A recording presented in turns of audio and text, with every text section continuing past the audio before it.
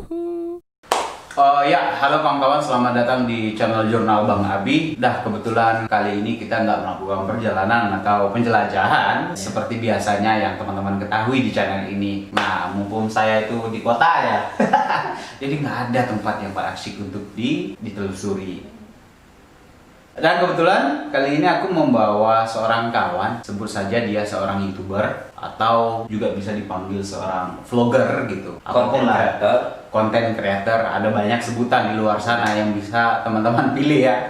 Oke, kita sapa dulu Bang Jo.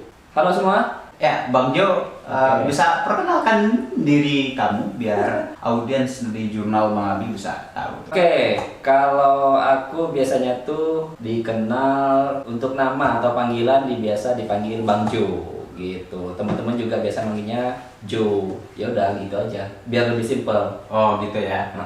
Sebenarnya namanya panjang, cuma kita persingkat aja. Jadi Bang Jo udah lebih enak gitu kan. Lebih enak. Itu memang nama yang pengen orang-orang ketahui tentang kamu tuh. Ya, pengen ya dipanggilnya kayak gitu biar lebih simpel. Pengennya dikenal kayak gitu, Bang Jo, Bang Jo, Bang Jo. Udah. Oke. Kenapa milih Bang Jo? Nama kamu kan Johannes ya? Ya, kalau nama yang seperti Anda sebutkan, Pak. Ya, oke. Ya, mikir tadi lebih simpel. Karena kalau sesuatu yang lebih simpel itu lebih gampang diingat orang. Lebih gampang diingat orang. Jadi kalau misalnya nama sebisa mungkin sesingkat-singkat mungkin ya. Singkat. Apalagi ini di dunia ya internet. Di internet ya. Internet marketing biasanya itu kan. Internet marketing. Oke. Yang unik namanya, ya pokoknya yang unik, simple dan pokoknya gampang diingat. Gampang diingat. Jadi gampang, jadi lebih mudah untuk diingat seseorang. Sebisa mungkin nama harus dipilih yang simple, unik. Oke. Gitu. Sekarang kesibukannya apa nih, Bang Jo? Kalau kesibukan saat ini, alhamdulillah semenjak corona, mulai bulan April kemarin ya, dan ya bulan April kemarin lagi heboh-hebohnya corona, itu usaha tidak dilanjutkan lagi. Usaha apa? Usahanya di bidang percetakan. Bidang percetakan. Bidang percetakan, dan lebih spesifik lagi itu ke percetakan undangan. Percetakan undangan. Kan biasanya tuh sering ngerjain percetakan. Ya. Cuma sekarang karena corona, semenjak itu ada beberapa orderan yang nggak bisa dikerjakan karena kan nggak bisa ngadain acara pesta orang-orang. Jadi di cancel. Gagal semua. Nah, alhamdulillahnya YouTube masih jalan. Jadi udah. Sepertinya ini lebih memungkinkan dan lebih gampang untuk dikerjakan, tidak melibatkan banyak orang dan segala macam, bisa dikerjakan dari rumah. Makanya udah memutuskan untuk fokus ke dunia YouTube. Oke. Itu gimana mau bagi waktu gitu? Misalnya gini ya, hobi-hobi ada nggak hobi? Kalau hobi jelas, hobi. Semua yang dilakukan di YouTube itu ya berkaitan dengan hobi. Hobi yang disukai ya hobi gitu kan. Ya. Mulai dari ngedit video, ada desain tumpel video gitu kan. Terus ada riset-riset, itu kan hobi juga tuh, riset kata kunci gitu kan, mencari ide-ide konten dan segala macam. Nah itu ya memang bagian dari hidup saya seperti itu.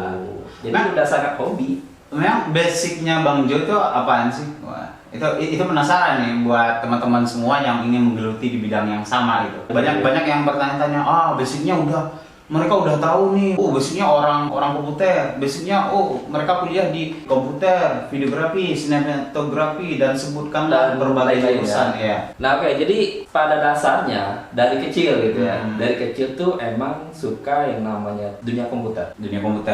Ya, dunia komputer lah, terutama suka dengan yang namanya komputer. Nah, mundur sedikit, waktu itu lebih suka menggambar, dunia seni gitu kan, yang namanya menggambar itu sangat suka sekali. Dan alhamdulillah waktu itu juga pernah mendapatkan juara 1 untuk tingkat kabupaten. Ya. Waktu SMP, SMA dapat semua juara semua.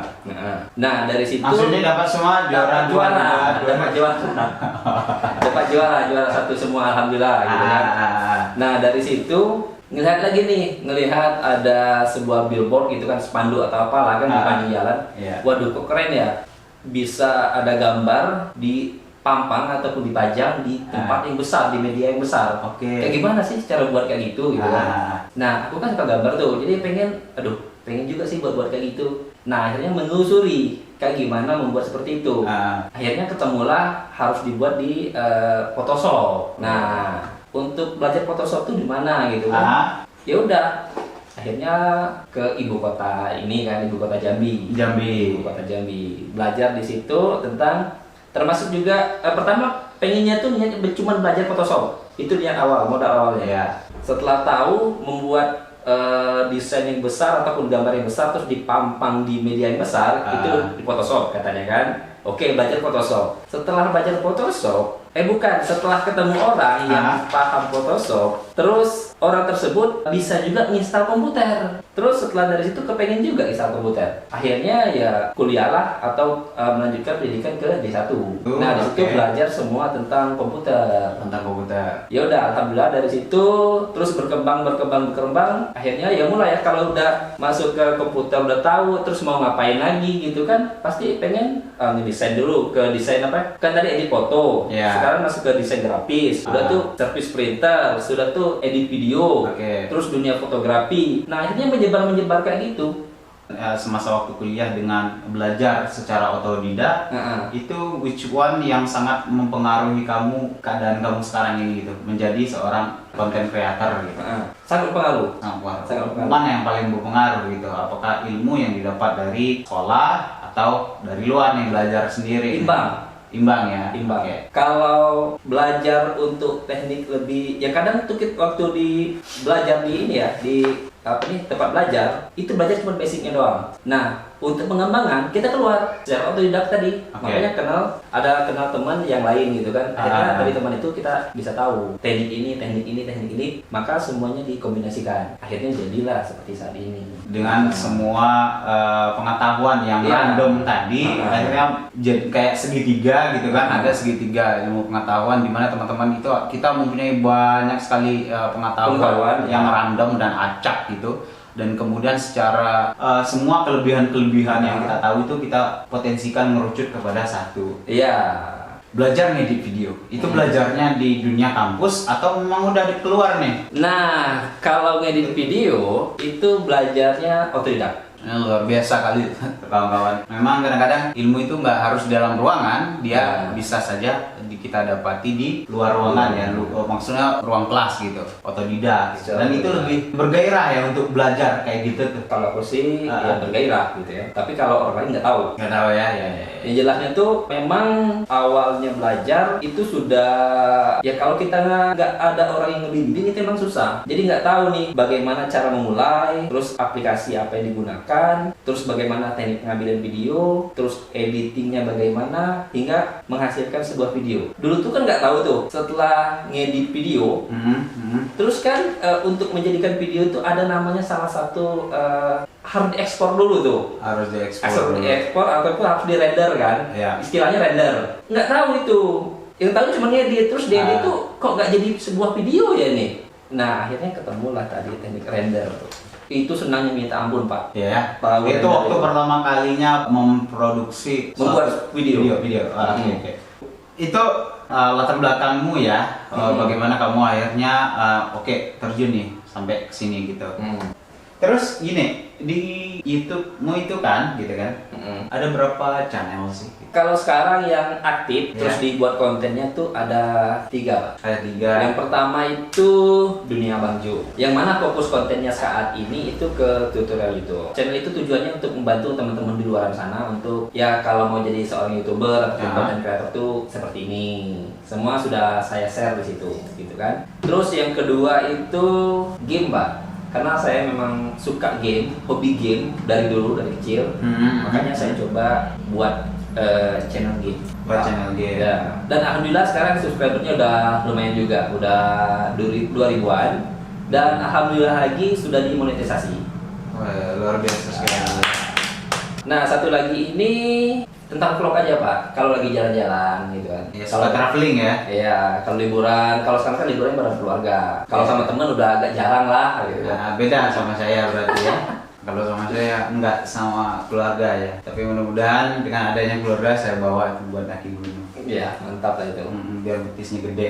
Jadi ada 3 channel dengan tujuan yang beda-beda ya. Iya. Satu untuk harian vlog kayak traveling, yang satu lagi concern biar belajar bareng untuk menjadi seorang vlogger, Iya. ya kan? Yang satu lagi buat gaming. Buat game.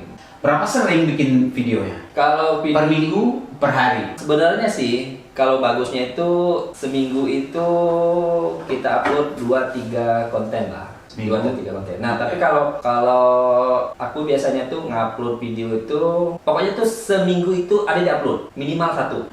Tapi kalau lagi moodnya dapat itu bisa sampai 2-3 video. 2-3 video. 2-3 video, 4 juga pernah. Ya pokoknya tergantung mood dan tergantung video itu dibuat membutuhkan riset yang dalam atau enggak. Nah, ada kan video yang membutuhkan riset agak dalam nih. Nah, Ya. itu agak lama biasanya tuh. Biasanya dalam seminggu itu bisa buat 1 atau 2. Kadang 1 untuk ngeriset 1 video itu aja, Pak. Nah, tapi kalau ini video nggak terlalu, ya mungkin bisa banyak buat dalam 1 minggu itu. Bisa banyak ya. Iya. Yang penting konsisten ya. Ya. Dalam seminggu Harus produksi, ada video di-upload. harus ada video yang entah itu di channel satunya tentang gaming, channel vlog vlog. biasa, atau channel yang buat belajar konten creator Betul. itu. Berbicara tentang vlog nih, untuk menjadi seorang konten creator, apa sih yang harus dimiliki oleh seorang vlogger gitu, baik itu secara alat maupun skill dari internalnya seorang vlogger?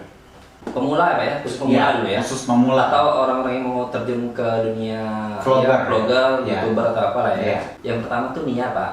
Ya memang benar-benar niat. Beda niat sama cuma kepengen doang.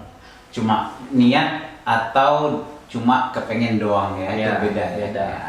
Sama kalau kita mau sholat kan harus ada niat, Pak. Ya, oke. Cuma kepengen sholat. Ya. Kan beda, Pak. Nah, Niat, oke mau jadi youtuber.